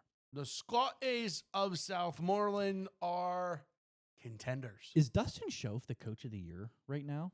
If they get to the or the semifinals, he certainly is. Absolutely. Certainly. I don't think they're going to get there, though. I'm going to say pretender. Like them, don't love them. I think conference is a little shaky when you. They're going to beat Freeport, by the way. Ooh, is that this week? Or next week. I hope that's on the pick'em. Picking my jackets. Give me contender for Yeah, we Southmoreland. don't need any Or jackets in here. pretender for Southmoreland. It's we don't need any jackets in here. It's pretty warm. Yeah. Sweating. Central Valley. Mark Contender. Is Mark Lyons still the head coach? Yep. Contender. Yeah. Contender. I mean, Yes. that's what it is. I mean, oh, by the way, they were 5-4 last year and got the 2 seed. It was warranted after the WPIAL gave them the gauntlet of the schedule, which of course they had the same schedule this year. Right.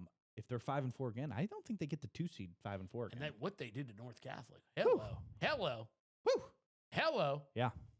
They're like, oh, it's almost like Central Valley played like in a Power 4 schedule the first half of the year, and then they went back down to like They're like in the Sun Belt now. yeah, and they're like, oh, yeah. this isn't so bad. Much easier this go around. Yeah. Yeah, you're not playing Oh, the it's the Montours of the NEC. world. This is okay now. We're good. Yeah. Bobcats of Beaver. I know that they got Hopewell this year. I'm gonna say pretender. I got you too. I think they are as well. And on that same note, I'm gonna say Hopewell is a contender. I know that they lost to Beaver By one. by one. Sophomore quarterback early in the season. Boo Boo's getting a whole lot better. I like Hopewell as a contender. I like Hopewell Hopewell can find a way into the semifinals. Yes. So for that reason, contender, but I don't think they'll win in the semifinal. I think they can get there. Agreed. I don't think they're beating Avonworth or Amani Or Central Valley. Yeah. Yeah. And For that, I don't even think they're beating EF. that's a good point. If the brackets somehow weirdly shake Hopewell out. North Catholic will be interesting. That's a regular season finale. That over-under should be 110. Yeah. Might end up on a fan choice list. Yeah. Just a spoiler alert. Derry, Derry Quaker plays, Valley, Mount Pleasant. Derry plays close with a lot of teams, but you got to win. Give me all pretenders. Yes. 2 4A. 4A. What are you doing over there? Sorry. They're all out of whack. There's a part of me that just wants to pick all pretenders. There is not a contender. 4A's Just crazy. a crapshoot. Mars is a contender. This is going to be the week, right? McKeesport Mars this week. Yeah. This is going to be the week to find out. Right. Well, I don't know that we're going to find out much. I think this game is going to be close. And I think they're both contenders. I'm going to Yes. say Mars is the contender, Right. obviously. is But TJ? I'm surprised TJ's at 2. this is a week old. Okay. So I haven't updated it, so it is a little Thanks for telling curveball. me now, Yeah. halfway through the segment. We're about 4/5 of the way through brother. the segment. Yeah. TJ, I just think there's a lot going on in TJ right now. They're very banged up. Jags. No, I'm going Jags contender. I can't say pretender. I can't do it. I can't get myself to do it. No, I'm going contender there. Pretender. I'm doing it. I'm leaning. I'm They are. leaning there. No, I'm going. I'm leaning there. Thomas Jefferson is not going to be in the semifinals this year. I'm Yeah. saying it. What about McKeesport? Contender. I agree, contender. Come on, spell. Oh, yeah. One of the best. Back and better than ever. Newcastle. Contender. I would not have said this last week. No. Contender. Absolutely. Give me a contender. Here's going to be the fun one. Mm-hmm. Aliquippa. Wow. I'm saying contender. Pretender. I don't have the injury. They might report not make on the Marcus postseason. Council. Nah, they're going to make the postseason. How This are is you Aliquippa. convinced? They will get 2 from the Parkway into the wild card. But if they lose again, how do you do it? Well, hold on here. You have Newcastle. Uh-huh. They already beat Montour, or do they have to play Montour?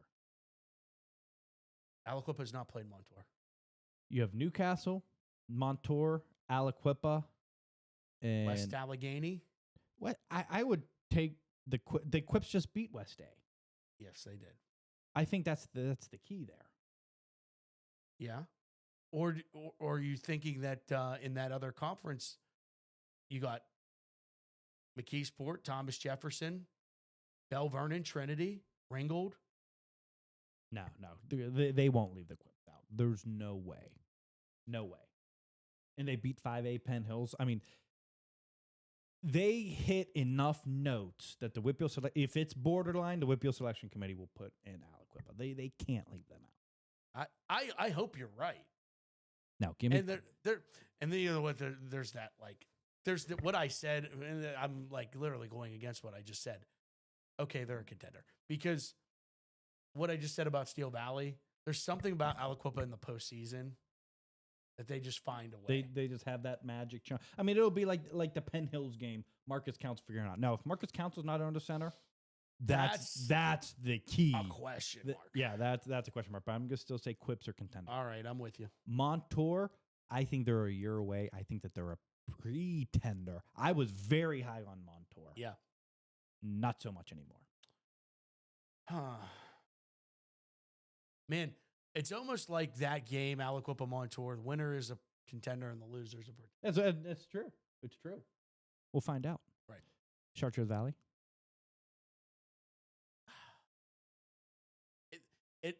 This is misconstrued in 4A because you only need to win one game to get into the semifinals. Right.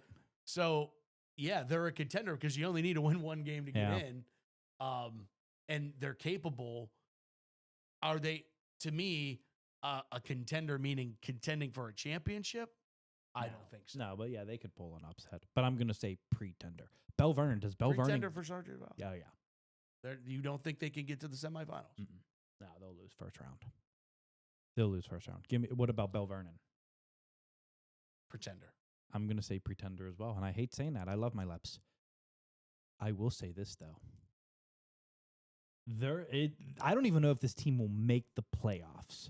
But if they get in, and I do think that they will make it, but it's a question mark right now. The Trinity Hillers. Well, Trinity just beat Bell Vernon. So that, they probably. Yeah, they'll probably. That's what I mean. They'll probably get in.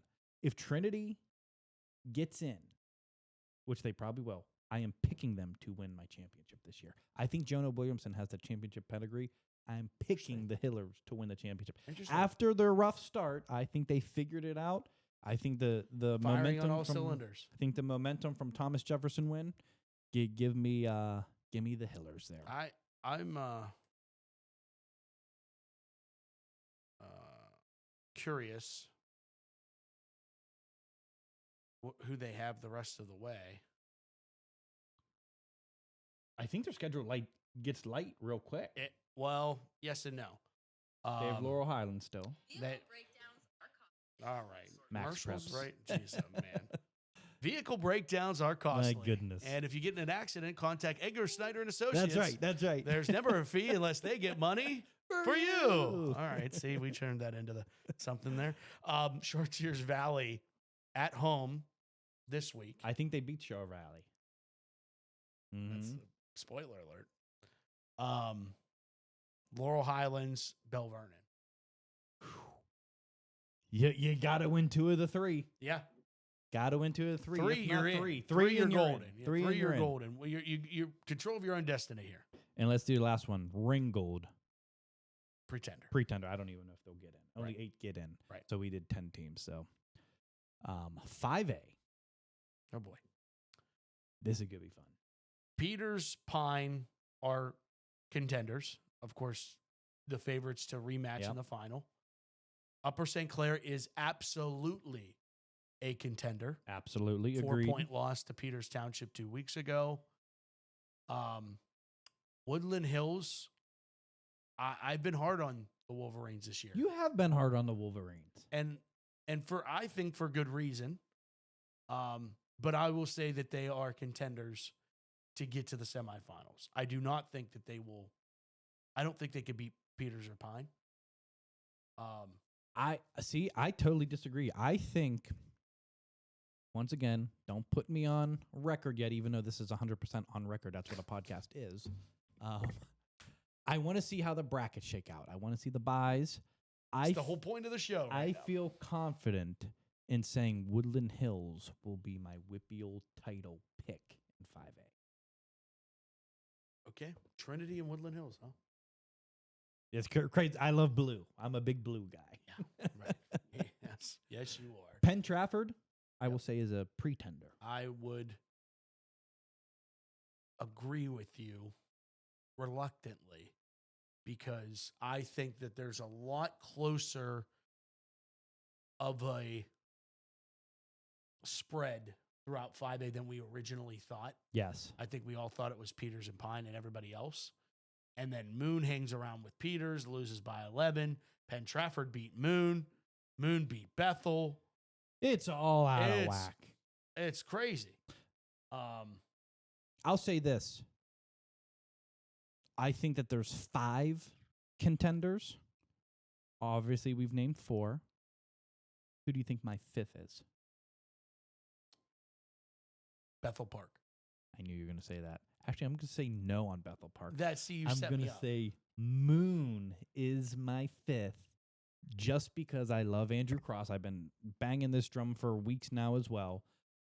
I think Moon, they get the right seed, they're gonna make some major noise. So how can you say Penn Trafford is a pretender and Moon is a contender? Penn Trafford beat Moon.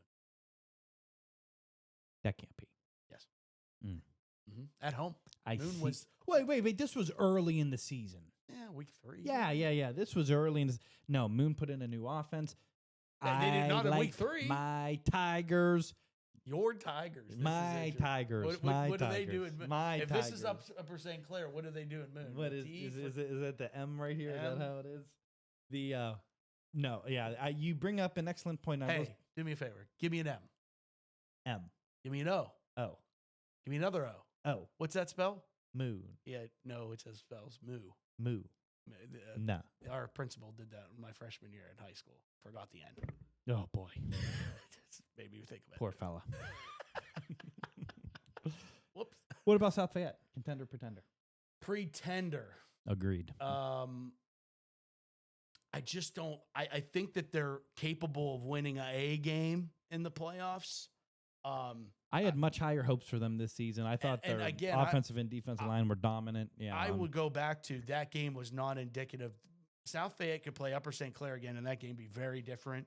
Moon and South Fayette play each other the last week of the season at South Fayette.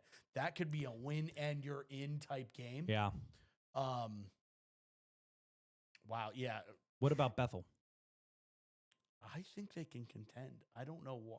I don't know why, based off of Moon beat Bethel. Yeah.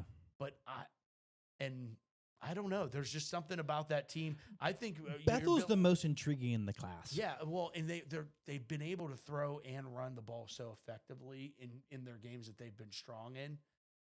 And for whatever reason, I think Bethel can hang around. Moon's just so interesting to me because they've just been fluctuated. Oh my! Same God. with Bethel. Yeah. Same with Bethel. Very similarly. I think the next couple weeks we'll certainly see the cream rise to the top. Yeah. So, what about Armstrong? Pretender. Yeah. Gateway. Pretender. Yeah. Plum. Pretender. Penn Hills. Pretender. Yeah.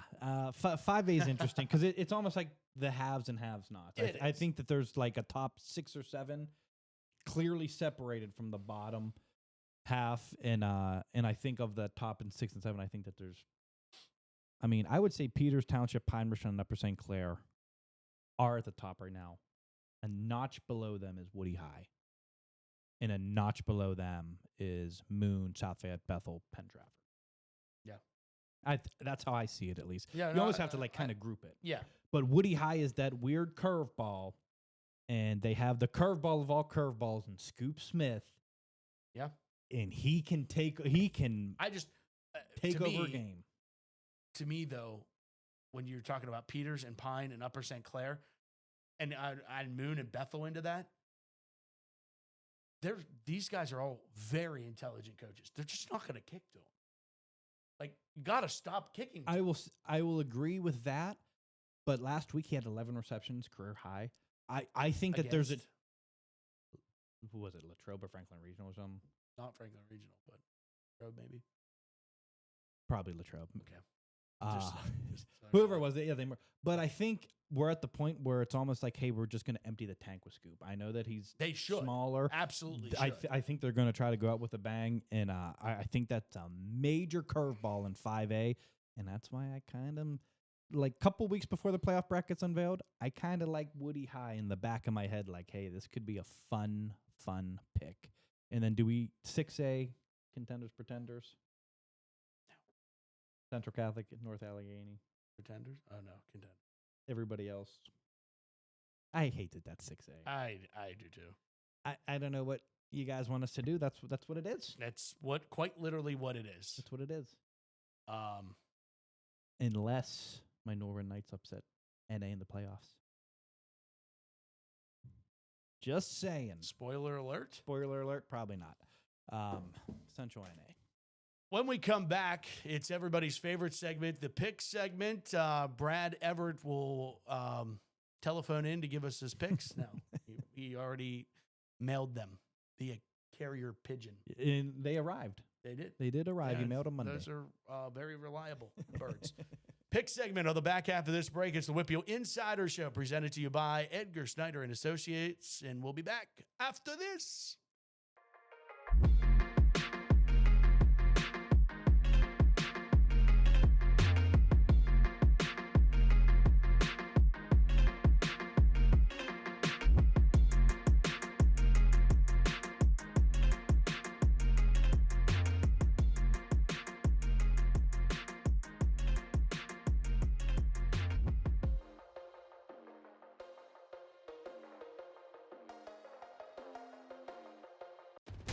Some moments on the field go beyond the game. They shape who we become. At Home Team Collections, we honor those moments with the care and craftsmanship they deserve. Because these moments aren't just memories, they're a legacy worth preserving. Any team, any sport, any logo. Visit HomeTeamCollections.com today and save $10 off your first order.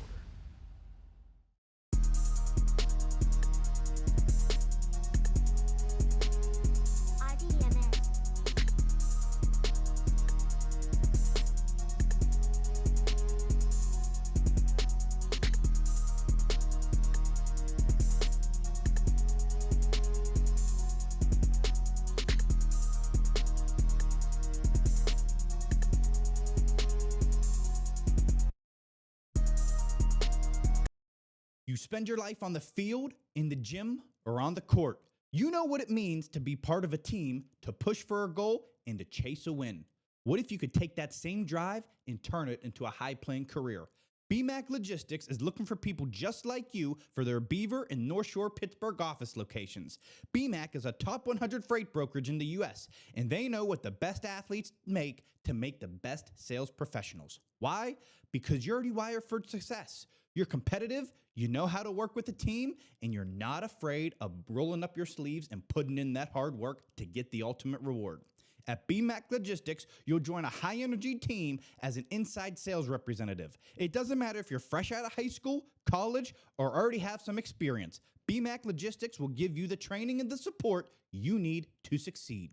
If you have that natural hunger to win, you could be earning a six-figure salary within the first 15 to 18 months.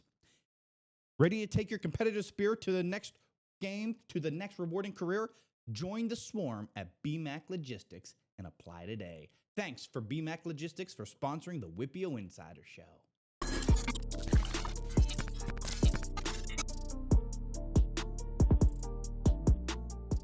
Welcome back inside the WPIAL Insider Show, presented to you by Edgar Snyder and Associates, back inside the Blast-Off Cleaning Equipment Studio.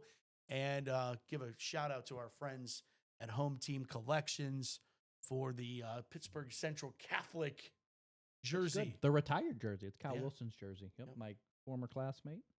My former teammate. Oh, wow. How about that? Yeah, Moon MCA Midget League. Interesting. Oh, yeah. Yeah. We go back that way. One of the all-time greatest people in the world. Yeah.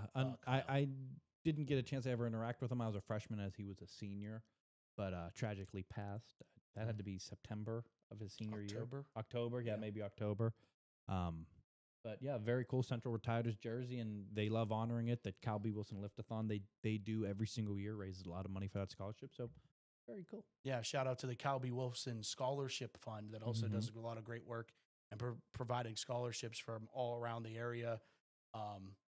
Derek and Lisa Wilson, his parents, do a terrific job with that foundation. Had I believe it was the 10-year anniversary gala last year. Hard to believe, but getting to see so many people that I grew up with that were touched by. I mean, you're talking about a 17, 18-year-old kid that was just one of the greatest people and was just moved so many that people still want to celebrate. Still want to be involved and celebrate the legacy. Very cool. Yep. Very, very cool. So shout out to them. Well, we jump into the picks. How did we do last week, sir? We both got a game on Brad. Those island picks were cooking. We were cooking. We were 8-2. Brad 7-3. So how about that? How about that? Norwin Peters. Yeah, 8-2, and Brad was 7-3. How about it? Very cool. Let's get on with it. You ready? I'm ready. Yeah, we all had Belle Vernon and Char Valley upset us all last week. Yeah, good job. Good a job good one. by Chartiers Valley. Bethel Park at Upper St. Clair. The Blackhawks take on the Panthers. More South Hills, Allegheny 6 action. I'm going to go Upper St. Clair, but I think that there's a possibility that this game is closer than people expect. I agree. I've seen Upper St. Clair live. I liked what I saw. Give me the Panthers. And Brad also goes with the Panthers. And that would make them 2-0 since they refollowed me. Mm-hmm. Chartiers Valley, the Colts are at the Hillers of Trinity. I will allow you a couple. Game. It really is an interesting game in terms of what this is going to mean for playoff positioning. The winning team is going to be in the driver's seat to get into the playoffs. Losing team is going to be gripping the steering wheel a little bit tighter. And maybe need some help. Yeah. So you always want to control your own destiny. I can't say the Hillers are going to be my 4A pick to win a championship and have them lose to Char Valley in week 7. Give me Trinity. Who's Bradley? He also went Trinity. Brad's a smart man. This game's going to be close. This game's going to be very close. Cardiac Colts. Wow. If it's close. They are capable of, but you know what? What happens when you go into cardiac arrest one too many times? Eventually it gets you. And eventually get you. It is going to get you. Trinity. Oh, clean sweep. Okay, clean sweep. That was fun. I thought you were going CV. I know you did. I was very much looking forward to it. I figured that. Although I got to go against you at some point to get that game back, which I think I'm 1 now behind you. No. We were the same last week. Still 2. Oh, still 2. Mm-hmm. 1 behind. Nope. 1 closer to Brad. Yeah, Brad was 3 before this. He's now 2. Okay. Yeah, you just gained 1 on Brad. Gained 1 on Brad. Yeah. So you and Brad are tied for first. okay. Mm-hmm. Huh. Mm-hmm. Unsurmountable, he said. Insurmountable. Ringgold, the Rams at Thomas Jefferson. Can TJ bounce back after their loss against Trinity? I say they do. TJ wins. Yeah, Brad took TJ. I'm also going TJ here. At home. I like what Coach Robert Heiler's doing with that Ringgold program, and they are from Thomas Jefferson. He played for TJ, and I think his son played for TJ. Now at Waynesburg, but yeah, Ringgold maybe a year or 2 away. Although Ringgold can dash Thomas Jefferson's playoff hopes, they win this game. Oh yeah, and Dimitri Lowe is a problem, and he's coming back next year. So I wouldn't be shocked to see Ringgold pull this upset, but I'm still taking the Jags. Yeah, Bill Chirpek and a bounce back. Mars, the Planets at McKeesport, the Tigers. This is one of the best games of the slate this week. Man, who'd Brad go with? Let's open. Brad went with McKeesport. Brad goes McKeesport at home. Yeah. Who do you go with? I'm going with McKeesport at home. Oh, man. If it was at Mars, I would take Mars. I know. And I'll tell you why in a second. I think this is hard. Mm-hmm.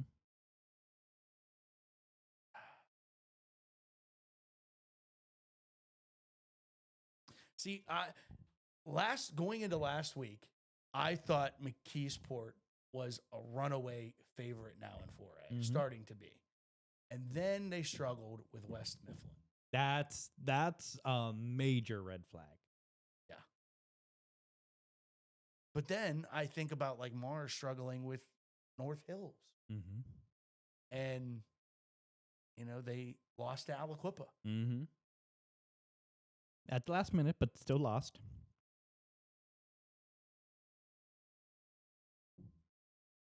I'm going Mars.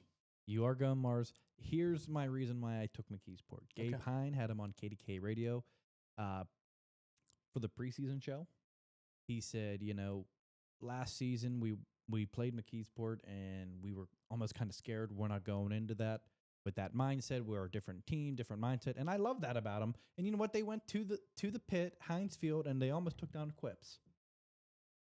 But you got to show me, Mr. Hine, and I'm not doubting you, but you still got to show me. No, you quite literally are doubting. No. McKeesport. I am picking McKeesport. That is doubting him. No. Yes. Because that's for the postseason. You got to show me in the regular season for me to pick you in the postseason. That's how it goes. If they go 1-1 against Aliquippa and McKeesport, I would say Mars is the favorite to Who win is the the number one team in the class? I mean, take a pick out of the hat right now. I guess Newcastle now. I don't know. I mean, I'm saying who's the WPIAL Insider number one team? Well, I didn't really do it this week, but it'll probably be Mars. That's where I was trying to get you to go to there. I think it's a coin flip game. I really do. I think we're starting to see that there's some holes in McKeesport's game. Absolutely. And Mars's defense can hang. Javian Robinson should be back this week. He was out last week. So I think that's another. Okay. Mount Pleasant, the Vikings are at Southmoreland, the Scott A's. Mount Pleasant, 2 losses on the season. Kind of sneaky possible upset here. They do some good things. I go back to that Ambridge game. They beat Ambridge by 1, and it was off of another blocked field goal. So you can't beat Ambridge by 1 and then beat Southmoreland. So give me Southmoreland. Scott A's. Give me Scotties. Brad also going Southmoreland. Yeah. North Catholic Trojans are at Beaver, Gypsy Glen Stadium at Pat Tarquinio Field. This is the hardest one of the slate, I Think so. Brad went North Catholic. As will I. Shoot. I'm going Beaver here. I'm going Beaver. Bobcats are very good. Court Rouse, unbelievable coach. Yeah, give me the Bobcats. All right. Hanging out on the island. First island pick. Oh, boy. There we go. That's how I felt about the Marshall. Shoot. Apollo Ridge, the Vikings, fresh off that big win against Steel Valley. Can they pull the role of the upset in back-to-back weeks? They take on the Gladiators of South Allegheny. Relief syndrome is a real thing. That's when you win a monster game and then kind of have a down game the next week. I think the Vikings will have a little bit of relief syndrome. Give me South Allegheny. Brad also taking South Allegheny. I'm going South Allegheny as well. I think South Allegheny is really impressive. And I agree with you. I think that was a program-type win for Apollo Ridge to kind of, that puts them tough in to the carry that. conversation. Yeah, to come down off that high and get the even keel. They haven't had a win like that since Trey Tipton. And Dwayne Brown, too, like legitimately. Yeah. Just trying to think. I was like, I know that guy. Yeah, we got there. Southside, the Rams at the Lancers of Neshannock or Neshannock. Sneaky good game. Sneaky good game. The Cake Eaters. That's what they refer to themselves as. Neshannock Cake Eaters. Your senior year, every senior gets a full sheet cake. For graduating? For celebrating their senior year. Before or after? Like first day of school or last day of school? Yeah, like towards the end of the school year. Really? Yeah, full sheet cake. And they call them the Cake Eaters. That's pretty cool. Yeah, very different, but a cool celebration. Can't be good for the blood sugar. No. But since when have I been? Give me, me too. Give me the Cake Eaters. There we go. Neshannock.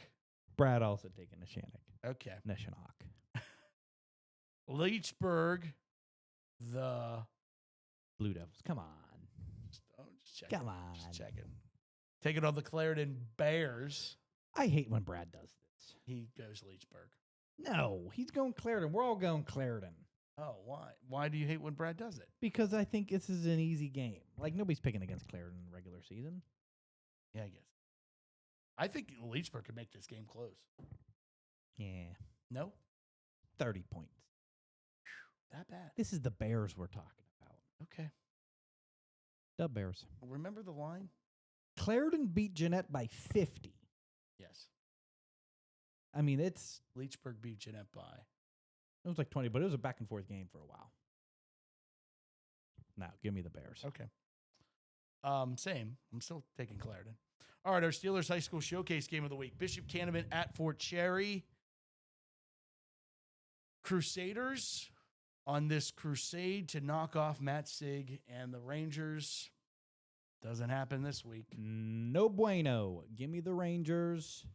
Give Brad the Rangers. Let me call my shot here. You need this? No. Okay.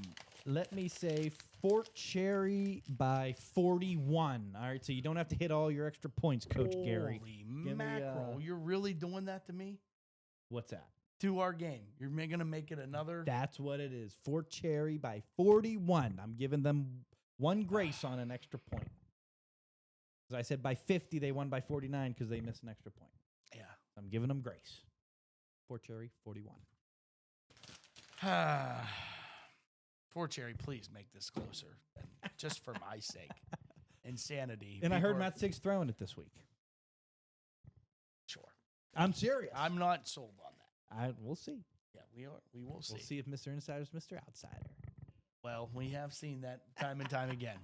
Where are you at? We got a good one. We're at who's Upper St. Clair playing again? Bethel. Upper St. Clair and Bethel. It's gonna be a real good one. We got a good one.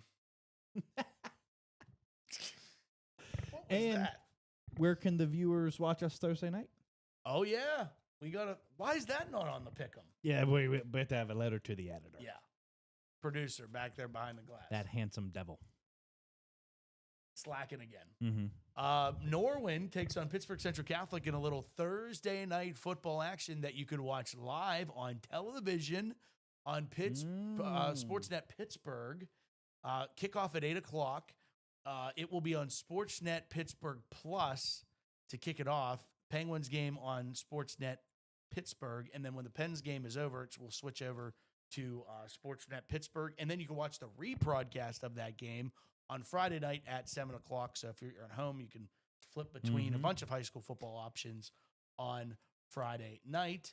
And you can listen to our beautiful We're back. voices. If you haven't had enough of us, play-by-play in color. It's going to be a blast. It's going to be fun. I'm really looking forward to the podcast being 3 hours long on television.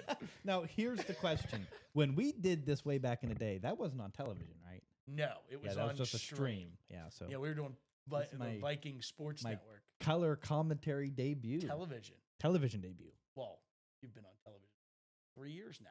But no color commentator. Right, correct. Yeah. Oh, Are boy. you nervous, excited? Well, I wasn't need some nervous until pointers? right now. I have to dominate Johnny Patrician and Moats and all that. Mike Logan. I need to don't know. be Josh Taylor. I know. Wow. This isn't going to be easy for I mean, Mr. Insider. you're going up against Emmy Award winners. Yeah, this is not But going you to got be one easy. with you. That's true. Maybe I haven't done this in a while. I know. I think you'll do great. Well, I did KDK Radio City League game a couple years ago. I did Okay. color a couple times. so. Radio is a little different. Radio is a little different. You got to describe it a lot You more. got your suit ready? I Picked do out? have my suit ready and picked out, all I'll pick steamed that. up and ironed. It's gonna be Mr. Insider's gonna be looking sharp, Sharp. Sharp. Ooh, okay. very sharp. Looking So, forward to it. Yeah, tune in. Tune in. Pitts- Sportsnet Pittsburgh. Sportsnet Pittsburgh. Very much looking forward to it. So And then, of course, Steelers High School Showcase Game of the Week on Friday. Fort Cherry and Bishop Canavan at 7. Pregame show with Susie Cool, Damon McDermott. Gets you started at 6:30. You guys go on the air at 6. 6. 6. Paul Alexander and I. Yep. Pregame show on KDK Radio leading up to USC Bethel Park.